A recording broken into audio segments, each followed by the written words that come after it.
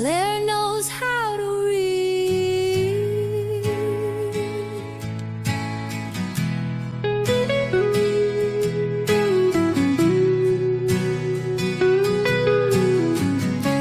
Clare knows how to read. Welcome back to Clare Knows How to Read.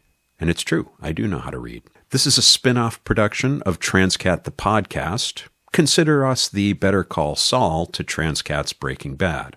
I buy a lot of books, perhaps too many, if that's possible. This podcast series is my attempt to justify those purchases by sharing them with you. You're welcome.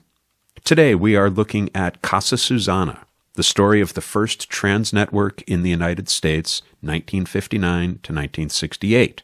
The authors are Isabel Bonnet, I hope that's the correct pronunciation, and Sophie Hackett, published by Thames and Hudson, 2023. In Transqat episode 102, when I was speaking with the creators of the short film This Is Jan, we discussed this collection of photographs from Casa Susanna. I mentioned during that episode that the price tag was a little hefty for my budget. Well, turns out my mother was listening, and a few weeks later, she sent me a copy.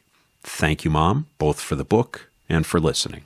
As an historical document, this book is irreplaceable. It captures the much-shrouded lives of cross-dressers and possibly some proto-trans folks in the early 60s. Back then, if you felt gender dysphoria, or even the simple desire to express your feminine side by way of clothing, there were not a lot of options. Even something as innocuous as a networking newsletter would have fallen under the Comstock Act, where publishers would have faced prosecution because the post office considered any mention or discussion of homosexuality to be ipso facto obscenity. And we don't want obscenity poisoning our U.S. mail system, do we, Victoria's Secret? The Comstock Act was also at the heart of the panic ginned up by Frederick Wortham about comic books after his 1954 book Seduction of the Innocent. The eponymous Susanna was born Tito Arriagada, a native of Chile. Tito's wife Marie owned some property in the Catskills, and because she supported her husband's desire to cross-dress, the couple turned it into a retreat. The rest is legend in trans circles. The story of Casa Susanna overlaps with that of publisher Virginia Prince, a problematic figure in queer history to say the least. Prince founded and edited the magazine Transvestia, some of whose covers and articles are reproduced in this book. This is a quote from issue 9. It includes my own pompous, pedantic grammar corrections. Hey, you can take the girl out of the Latin teaching, but you can't take the Latin teaching out of the girl. Prince writes, Transvestia is published by, for, and about, no Oxford comma, transvestites, capitalized, for the purpose of providing a center about which people interested in the field may gather. Its pages will provide entertainment, capitalized, for the initiated, semicolon, education, capitalized, for those who see evil where none exists. Both the resort and the magazine were squeaky clean, arguably even noble causes. Marginalized people facing stigma for innocuous behavior could connect, share experiences, and be themselves in a safe space. In 2004, some 340 photographs from Casa Susanna were discovered at a flea market. 206, if I count correctly, are reprinted here. For over 40 years, I told a very select few people that I was a straight cross-dresser. Emphasis on straight. On some deep level, I understood that I was more than that, but it was the best I could manage in the circumstances I was in. I occasionally attended cross-dressing support meetings. More often than that, I dressed in the privacy of my home with the shades drawn. Viewing these pictures brought me back to those days, and honestly, they made me feel sad.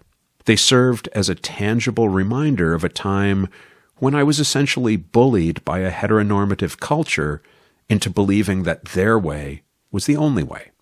That people like me could exist, maybe, in a few carefully policed ghettos, gay bars, Tapestry magazine, midnight showings of the Rocky Horror, but we had no business being visible in the real world.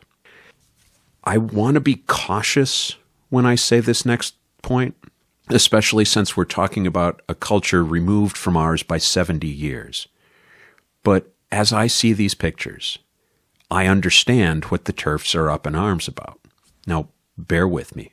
There is in this book an abundance of highly gendered 1950s male interpretations of what femininity entails. Shopping, housework, knitting, striking what they perceive to be alluring poses. It reinforces the stereotypes that feminists were working so hard to shatter. One of the inner struggles that I faced as a young trans person was that so much of the representation of crossing gender boundaries was fetish-based. Boutique shops that catered to cross-dressers rarely carried practical items, instead focusing on lingerie and impractically high heels, all for exploitative prices. Trans erotica was so much more prevalent than memoir, history, scholarly essays. It all left me feeling that what I was doing, was unseemly.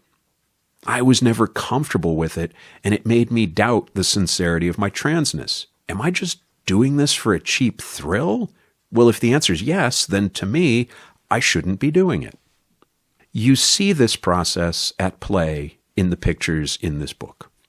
There are all the stereotypical fetishy outfits, the maid's uniform, the bathing suit, the wedding dress, the fur wrap. The only thing that's missing is the cheerleader costume.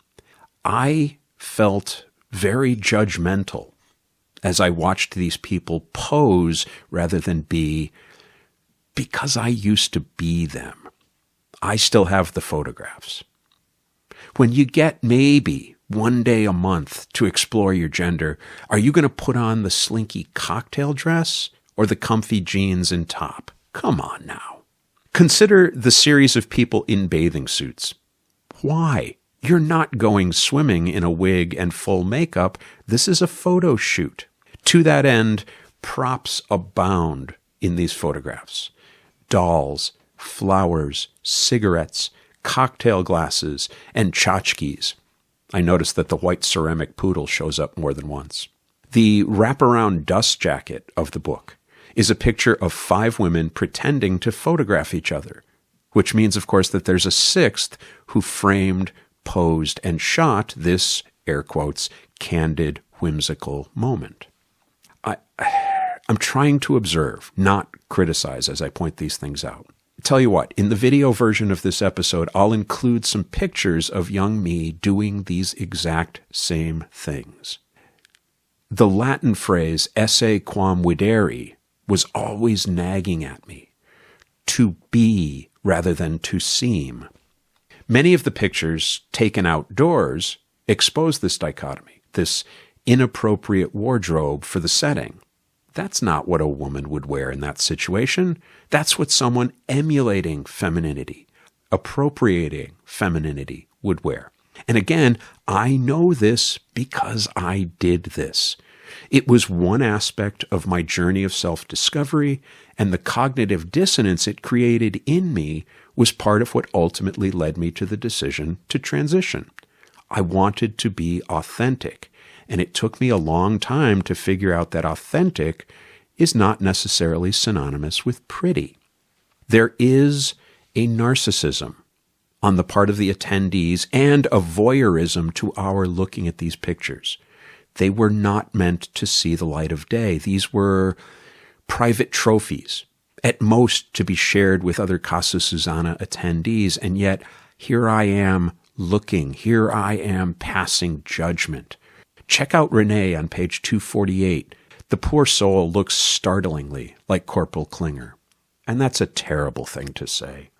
Granted, as with any historical record, we work with what we have, but in terms of narcissism, it's worth noting that of the 206 pictures in this book, 122 are of Susanna herself.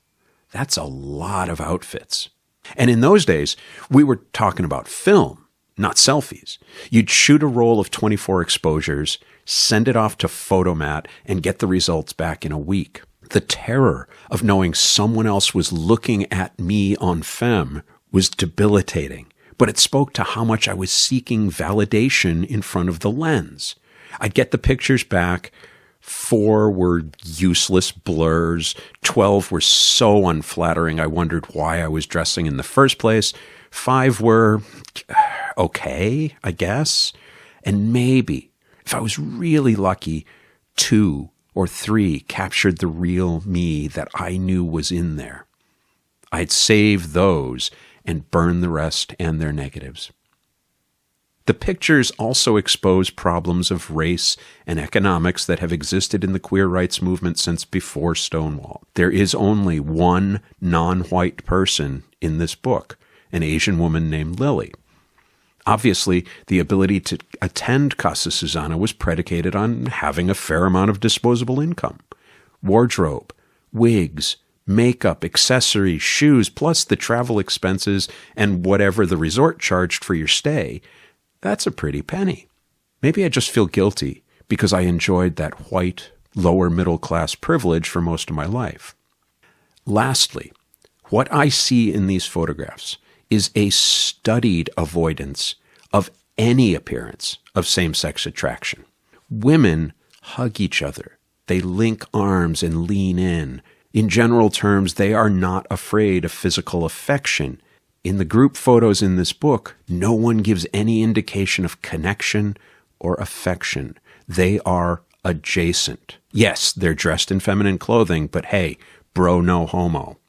I don't want to straight shame anyone, but while this book is a piece of queer history worth owning and studying and cherishing, it is essentially a bunch of moderately wealthy, straight white guys stepping into a queer, nominally feminine space for a week and then going home. Some of these folks, I'm told, later transitioned. For many, though, this experience was enough. I guess you can hear in my voice that immersing myself in this book made me confront some not particularly pleasant memories and experiences of my own. That's a good thing, if not necessarily a comfortable thing. I'm 63 years into a voyage, and most of the trip is behind me now. And while I'm not willing to lose myself in nostalgia, it can be grounding to be reminded of how far I've come. Clare knows how to read.